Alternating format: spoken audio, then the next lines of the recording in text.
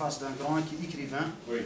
pour comprendre un peu ce domaine méconnaissable pour moi, c'est l'écriture et tout.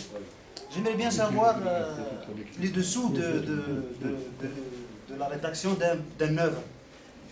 Je veux comprendre à peu près les facteurs qui poussent, le déclic, qui pousse un écrivain à entamer un ouvrage. Est-ce que c'est des facteurs extrinsèques? Est-ce que c'est des facteurs intrinsèques?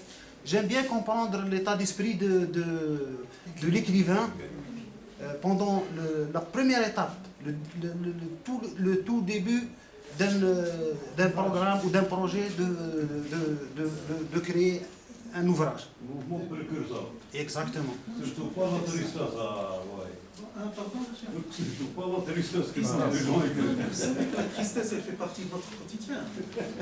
On est parfois tantôt triste, tantôt joyeux, et c'est ainsi qu'est faite la vie. N'est-ce pas? C'est un enchaînement de sentiments, de sensations, parfois on vit certains moments de passion. Eh bien, je vais vous dire, monsieur Anwar, la question est pertinente, qu'il s'agisse de facteurs intrinsèques ou extrinsèques, ils font tous partie de ce qu'on appelle cet univers de l'écrit, de l'ouvrage. Donc moi je me rappelle la séquence, c'était, maintenant j'ose l'appeler séquence.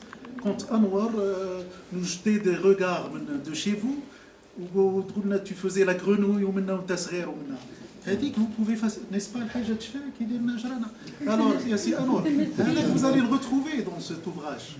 Donc c'est pour vous dire que ce sont des fractions de vie. Quand on écrit, c'est ce que, finalement, c'est ce qu'on pense, c'est ce qu'on sent, et on ne fait que l'accoucher sur papier.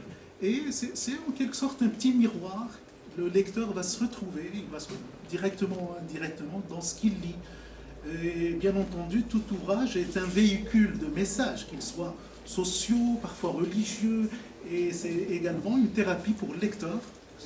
Le lecteur et l'écrivain. J'ai souvent parlé de cette osmose, cette relation d'échange qui est intime entre écrivain et lecteur.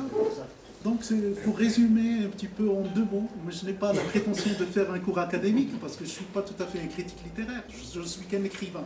Et souvent, les gens ne font pas vraiment la part des choses entre le philosophe et l'académicien, celui qui étudie la philosophie. Nous sommes tous des philosophes, mais nous n'avons pas étudié la philosophie.